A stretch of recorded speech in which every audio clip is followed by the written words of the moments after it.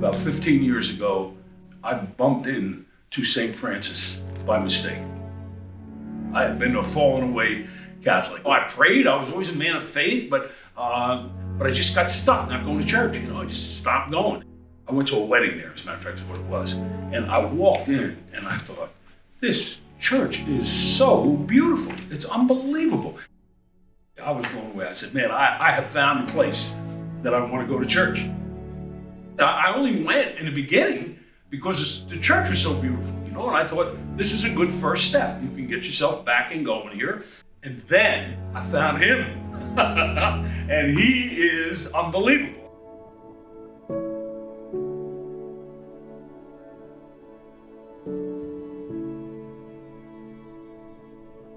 We use the word happiness an awful lot. So all I want my kids to be is happy. Well, what does that mean? If happiness is a goal, you'll never catch your shadow Peter Pan. Happiness isn't a goal. It's a byproduct of being fulfilled. And if the only goal in your life is your own happiness, you're going to get that. You're going to get yourself and nothing else. And yourself isn't enough. He succeeded a priest who had struggled in the parish. I can remember my very first weekend here. I remember how I started my address to the people. I simply said, praise be Jesus Christ now and forever. And that's going to be the theme as for however long I'm here, that the center of this parish is Christ. He was basically saying, I'm here to be a priest. That's who I am, and that's how I'm going to be. And he got a standing O. It's what you want to hear a priest say, and we've been seeing somebody who was a priest not acting in a way that a priest should act. And it saddens you, and you think this faith is so beautiful, and this means so much to me. Why has this very fallible human being let us down? And then you see somebody come forward and say, it's going to be different now. And what you've been looking for, that's what I'm looking to do.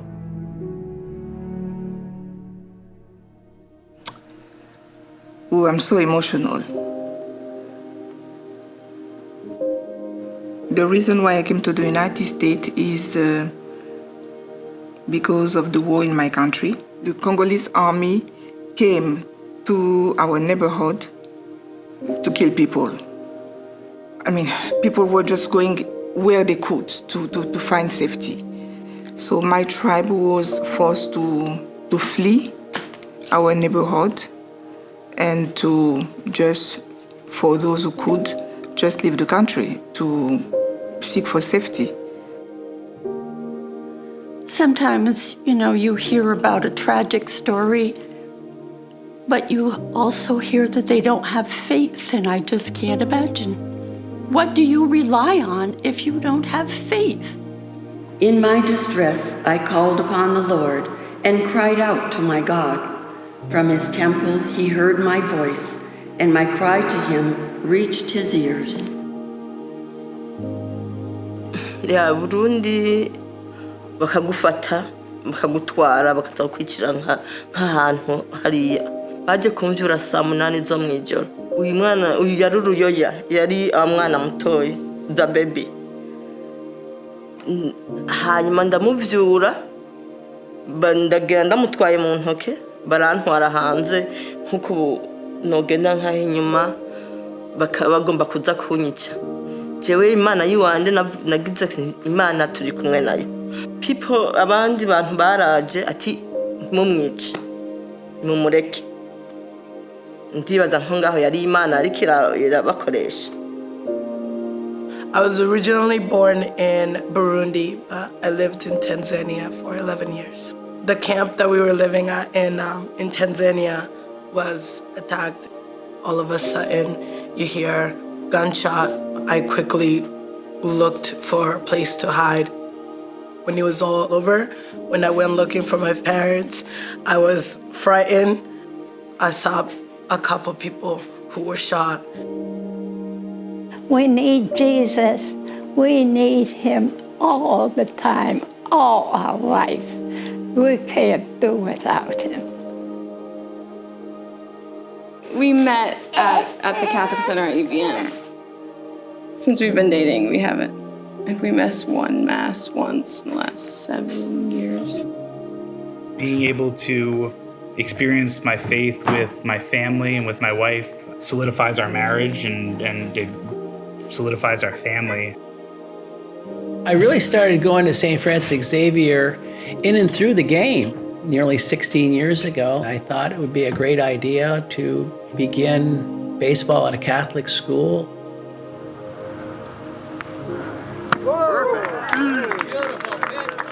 It's a beautiful thing. So everyone gets to play, everyone gets to participate, everyone gets to thank God for the opportunity to play the game of baseball.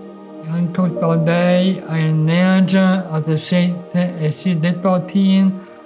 I love being on the field with kids. To all the kids out there, you got this. I work at the Vermont Air National Guard. Andrea's in the Guard as well. I definitely believe in that there's good and evil, and I think everybody has the ability to choose to go either way. I think it's easier to get along with and forgive people that you love. It's much tougher to do that to somebody that you either don't understand, don't agree with, and I think that's what we're challenged to do. Been living in the city of Winooski since 1964, the year I was born, and been a big part of the St. Francis School and Parish. Dad was a St. Francis parishioner, and his family was brought up Catholic, and they lived right across the street from the church. We could find another parish to go to another school, but it wouldn't be the same as St. Francis. I was not born Catholic. I met Father LaValle probably 25 years ago and just instantly connected with him. When I walked into the church, I just remember knowing that that was where I was supposed to be. It's a marvelous time of year, but it's a time that we need to look deep inside.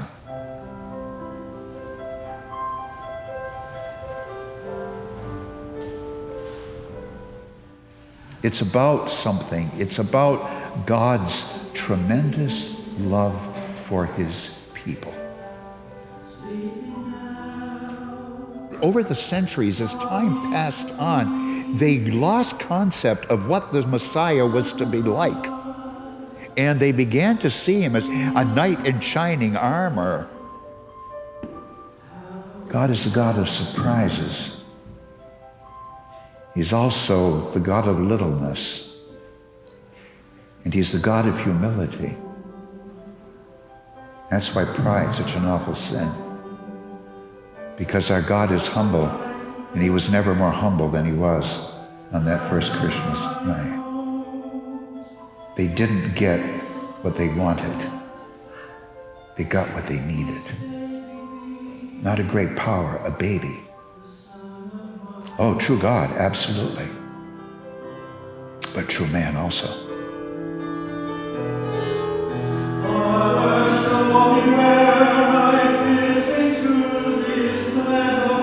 The world needs Christ. Look at our world. I don't need to paint a picture. Listen to the news.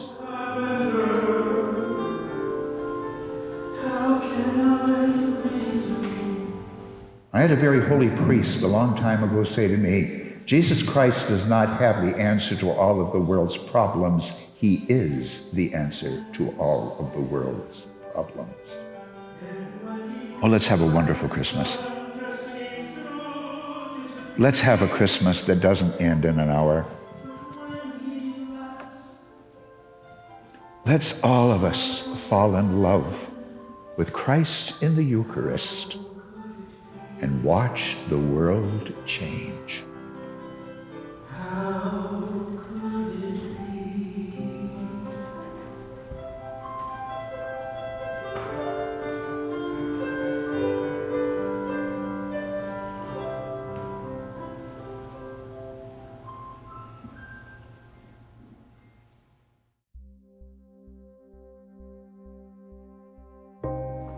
I want to take this moment to welcome everyone here for the Way of the Cross. It's Good Friday. The Friday that we call good celebrates death, the death of the God-man, for our sake, for our love. Holy Thursday, Good Friday, and the Vigil on Saturday are just the most meaningful events. That it is not just a story of suffering and of pain, but it's also the world's greatest love story. The whole message of the gospel is joy. It's joy in the fact that we're loved by God, that we're redeemed by Christ, and that we have a part in all of this. Jesus falls the first time. We adore thee, O Christ, and we praise you. The streets of Jerusalem were dirty. There were no garbage disposals nor pickups.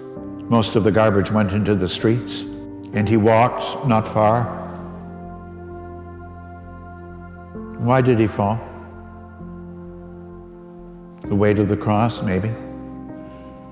He's already lost a lot of blood. Or maybe one of the soldiers just put their foot out. Wouldn't that be fun for the crowd? They could all laugh if he fell flat on his face into the garbage, into the street. Divinity in the gutter. And we learn from that. We all fall. We all get in the gutter, but he gets up. And by his getting up, he gives us the grace to get up. We're all down there sometime or another. Considering everything I've been through, considering my background, considering the number of crises I've been through, I'm still up and heading forward. It's human to be worried. I think it's human to be frustrated, to be angry. But after all that feeling, I know that my God is not going to abandon me. That is going to always be there. My biggest dilemma is when I do something wrong, I beat myself up more about it, and that I think the more the evil is here rather than here, so it's more of an internal battle going on. And that's where going to church for that hour, going, letting, everything just disappear is how I get through it. Veronica wipes the face of Jesus. I often say she's a ditz. I mean, here's this girl, she comes out, this young woman, and she's interrupting a Roman crucifixion. I mean, and he's going to die. He's covered with blood, and she uses her veil to pat his face. Well, it's going to fill up again. So humanly speaking, what good did it do? It's an act of love. It did a lot of good. She used what she had. And sometimes we try to concentrate on the big things, and what really is needed are the small ones, little acts of love and kindness. We experience the Last Supper, the Passion, the crucifixion of Christ. And they took his hands, and they nailed them to the wood of the tree, and his feet, so that he could not walk, to the bottom of the cross. 'Twas not nails that held him there, it was love. There were no nails strong enough to hold the Son of God.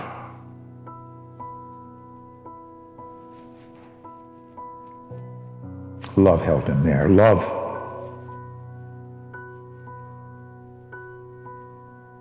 is all that matters, really. He's naked before the crowd. He's been stripped of everything. He has nothing. He stands out there stripped. And what I sometimes ask people to do is, when you pray, just stand naked before your God. Don't try to fool him. Bring yourself naked as can be and broken. See, we have this idea that we have to be kind to be very good to get to God, but he just wants us as we are. I suffer from depression. I tend to make myself worse in my head. I'll be like, you're a really bad person. It's the depression talking. When you're suffering in your head by yourself, it just sucks. But when you're suffering with Jesus for the redemption of souls and kind of suffering with Jesus as he's about to go die on the cross, and I can take some of his suffering and suffer with him. It's just very redemptive. Church holds 606 parishioners, and I'm sure it'll be overflowing. I say the light of Christ the second time. I'll be in the middle of the aisle. I'll turn around, and all of you who do not have anything to do, you just have candles, you can light the candle off the Easter candle and go bring it to everyone else, okay? At the vigil, that light is lit at the back of the church, and you see that light progress up to the front of the church, and I find it very uplifting.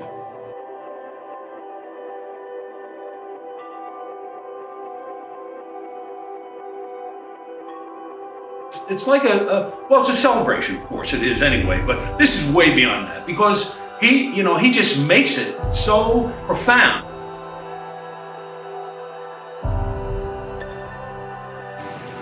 We receive the baptism, the life of Christ, but you know something else? We receive three other things. Theological virtues, they're called. Faith, hope, and charity. That means that I can have the faith of Christ, not my faith, his, the hope of Christ, and I can love like him too because it's his love in me. Once we know who we are, we're on fire.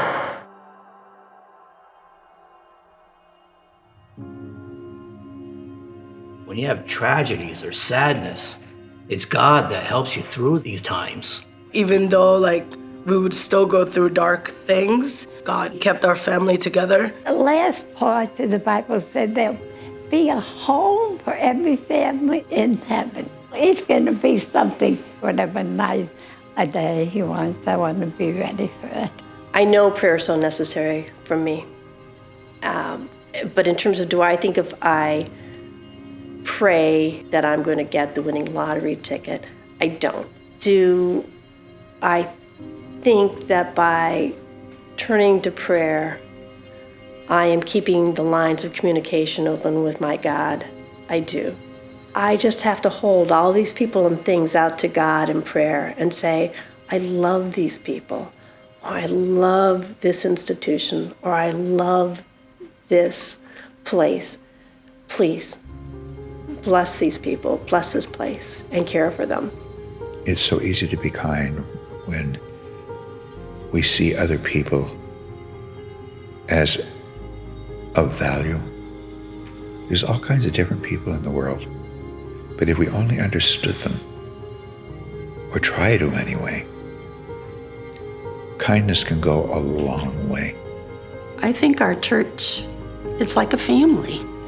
I don't think you can not feel that when you're at Mass with that congregation.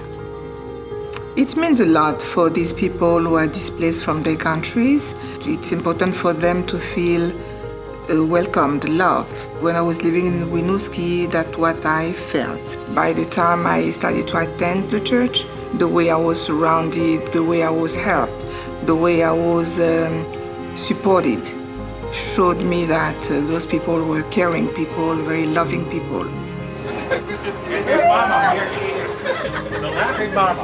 I love you too. How are you? It's good to see you. This church has done so much for us. They basically helped us with everything. They got us to a stable point, and they're still continuously helping us. Every single person that walks into that church shines bright with a Christ. Without our faith, the tough times would be a lot tougher. But knowing that we can come together because of our faith when things are the hardest, it gives us the courage to face each day as a couple. We've been a team forever. Sometimes we take a little break in the action and we go to Mass together, and then we enjoy dinner either at Al's French Fries or Papa Frank's. He does outstanding community service events with the boys, like down at the Cot Shelter. They feed the homeless for a couple nights every season. He goes to Maryland with the boys. They feed the homeless down there. To take it outside the church and actually show the kids that this is how we need to live our life is outstanding. My oldest daughter started at St. Francis Xavier School. We wanted to go to the same church that the school was at. I've met so many good, caring people that try to do so much for others. It was one of the best decisions I've made in my life.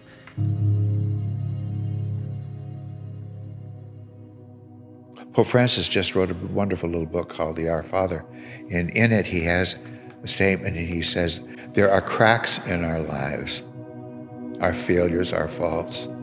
God is hiding in the cracks, waiting to find us. Monsignor is gentle, he's loving, he's prayerful, he's everything you would ever want in a priest. I don't think he judges anybody. He loves everybody, regardless of who they are and where they come from. He's been my pastor, but he's also a very dear friend.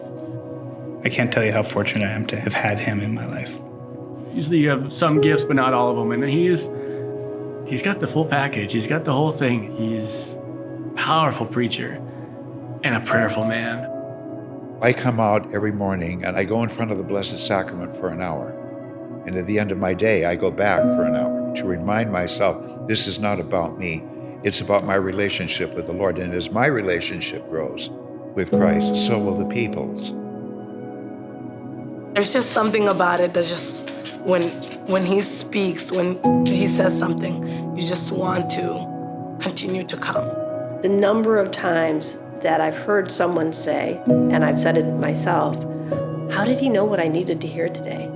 Whatever happens in my life, I always feel like he answers those questions in his sermons. I'll come out of church and I'll say to somebody, you know, there were 300 people in there today. He was talking to me, nobody else. He was talking directly to me. Everybody sometimes is alone in the dark. Everybody at some point in their life reaches out their hand to a God that they can't find. Stumbling in the dark, falling. I can sit with our Lord there in that and just say thank you and sit with me when I'm in mine. He's now 84 years old. He has a degenerative disease which has pretty much taken the vision away in one eye and left him with limited vision in the other eye. He's more arthritic. He's using a cane. He's no longer wearing glasses because they don't do him any good. Notwithstanding that, he shows up here every day. He's crowned with thorns and he's beaten and he's been spat upon. And I knew that if I go to Jesus and I ask for my sight back, I really think he would have given it to me. He could have retired, years ago, but he wants to die a priest. But I did ask him for one thing. I asked him for his eyes. They're really 20/20. I didn't want to see through mine. I wanted to see through his. Because that's really what it means to be a priest. He's a gift that you can't even put into words. He's the heartbeat of this church. He's brought so much to all of us, and he has so much more to give. The first thing I get up in the morning, dear God, I want the whole day for you. I don't want anything for myself. Let it all be for you. Okay? I always said that. I still do, but I've added to it. As I become more comfortable with my God, I'll say the same thing. Dear God, I want this whole day for you. I want nothing for myself. I want it all for you. Dear Lord, we both know I don't mean it, but I want to. Help me to grow in that. Because I'm not that unselfish, and I know it. Seriously? Mm-hmm. You say that? I do. Good for you. Yes, of course I do. I mean, but he knows anyway, why lie? I mean, There's an old saying in the priesthood, and it says that you become a lot like your first pastor. I have been so embraced by this community at St. Francis Xavier. And the reason why they're so beautiful is their love for God, but they see that love through you, and you have brought them there. And the reason why they have accepted me and supported me and strengthened me along the journey is because you have formed them in such a way that they are not just a one priest kind of people. They are open to receiving just a priest of God, and they see the beauty that a priest can do, and that's to your testament. This place is not only alive by just being joyful and exciting and powerful. Christ is alive in a very deep way in a Catholic church, and especially one like St. Francis Xavier, because his very lifeblood flows through the veins of the people who come in and out of those doors. It shows up by what we do for our students at our school and providing them education. That shows up by when we take care of the refugees who come through our doors and need places to stay or food for the poor. It shows up when anyone, not even just your priest is taking care of you, but anyone, when someone comes to you and says, I've had a horrible week, and they're crying on your shoulder, and you're the one who takes care of them, that it's Christ living in you that's doing that. It's His grace that's flowing through you that builds them up. Christ is very much alive at St. Francis Xavier Parish.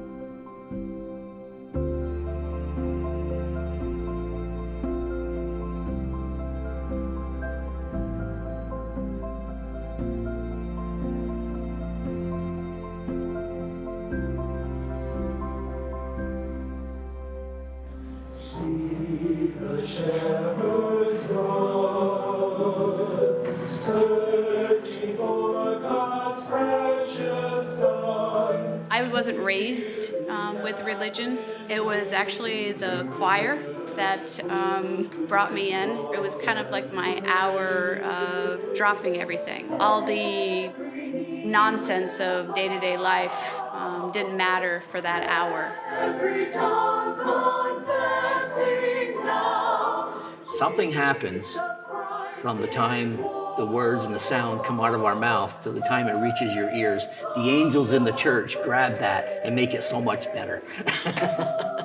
There's 100 times where I want to know if I can download their songs. A lot of the songs that I find online are not quite the same as the way they sing it. I got the tapes playing in the car like year round. It's beautiful. There are many, many songs that the choir sings that I just think are absolutely beautiful. But the one that stands out to me is a song called "Oh God, You Search Me." And it goes, "Oh God, you search me and you know me." And that speaks volumes to me. God knows us better than anyone on earth could possibly know us. He knows every word, He knows every deed, He knows everything about me. And at the end of that song, it praises God for the wonder of who I am. You're the one that made me. So that one's always been close to my heart.